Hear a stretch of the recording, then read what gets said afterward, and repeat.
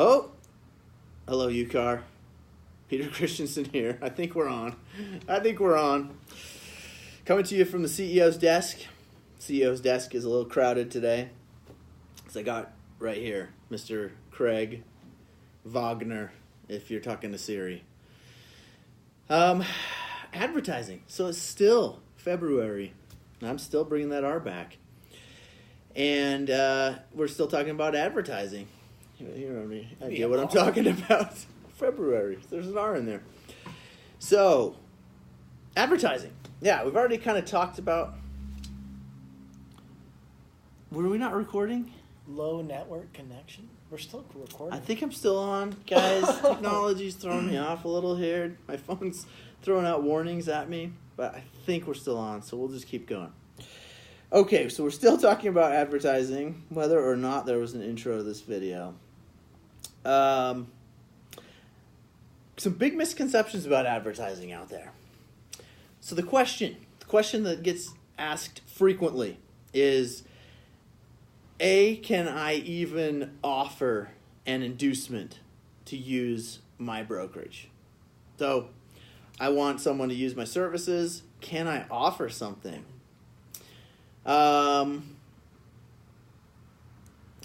My phone's trying to talk. This is really distracting. My phone's trying to talk to me. Facebook is asking me questions while I'm... Do you want to tag Darren Rhodes? I don't know. Okay, whatever. Yeah. All right. So, all right, back. We're way offline here. Okay. Someone wants to use my brokerage.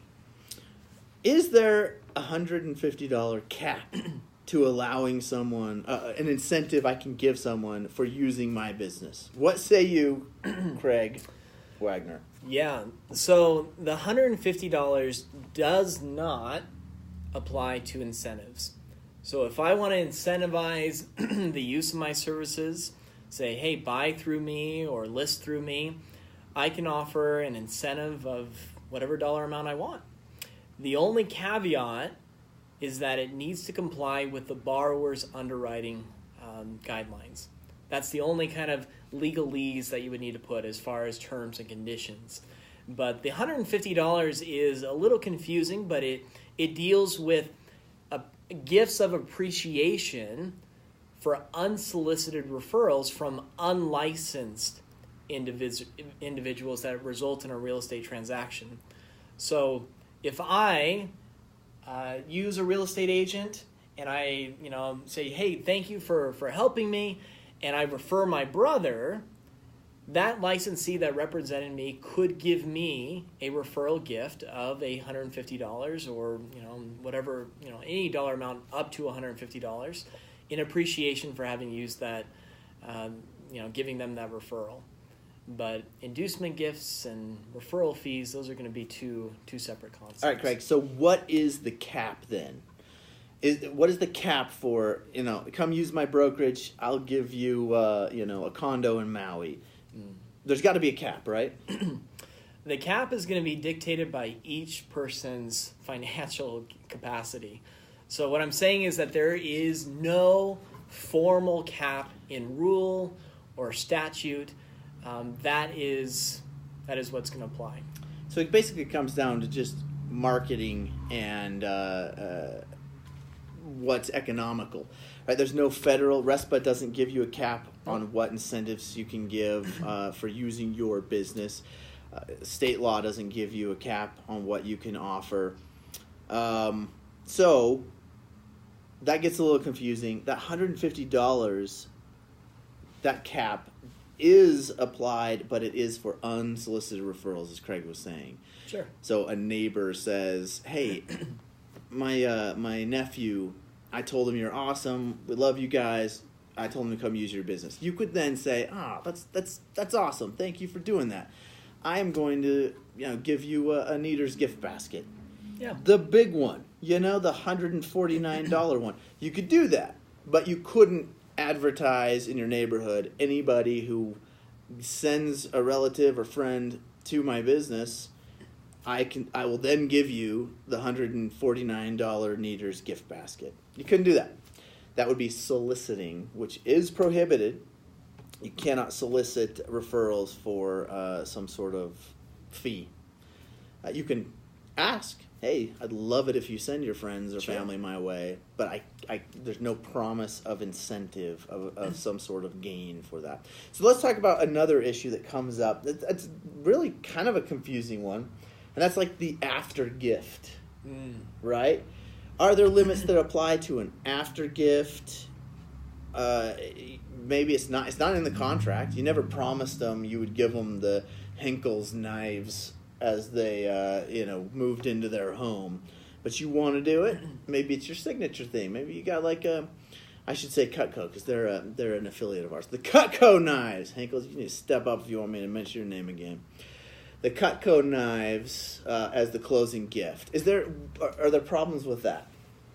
Yeah, no, that's a good question. So if I want to thank a client for using my services, so after the fact I want to give them what's called a closing gift, I can give them a closing gift of Cutco knives or gift cards or appliances or whatever I want after the fact, and it does not need to be disclosed to the lender, does not need to be part of the purchase contract, because it's me as the licensee choosing to use my commission in the fashion that I see fit. So it's like giving a gift for a birthday or an anniversary, or in this case, a thank you for using my services and welcome to your new property. And so there's no dollar amount cap. Now, certainly, I'm not giving tax advice dealing with gift giving or what things can be written off for tax purposes, but in general, you can give any dollar amount after that, and it does not need to be disclosed to a lender or to anyone else. Now, this has been a controversial subject because we've preached forever. I can't tell you how many times I said that on the hotline. Put it on the closing documents. You got to have the whole deal on the table. We don't want any double contracts. We don't want any side deals going on. So how is that, is what Craig said, differentiated from that? There is an important way. Because there was zero contract, zero obligation, zero promise to give this closing gift in the first place. You can't do the wink and a nod of, oh yeah, we're not contractually obligated to, but if you use if we do this deal, I'm gonna kick back this something sweet to you afterwards. And it's really part of the deal. There's kind of a guarantee of this deal wouldn't go through without this incentive being offered. If that's the case, if it's understood that this will happen, then yeah, get it on the closing documents. It should be there. Legally, it's required to be there. This is an afterthought. You guys are so awesome. It was a great deal. We loved how it went. Or we're sorry that it didn't go as well as we hoped it would. Whatever the case may be, I'm going to bring you over the gift at your home and tell you thank you for the business. But it was an afterthought. If it's pre-planned, if it's understood, if it's negotiated, got to be on the closing documents. So be clear about that. We don't want you engaging in loan fraud and finding clever ways to pass money back and forth, because that is not what we are about. We're straight up. And hopefully that clears some things up with the perception of that $150 limit. It's a very specific rule for a very specific purpose, and often gets misapplied to just general solicitations for business, and that's not where it's meant to be applied. Any closing thoughts on advertising? No. All right. Well, thanks for tuning in. It's always fun to have Craig in the office, and go have a great day. See you.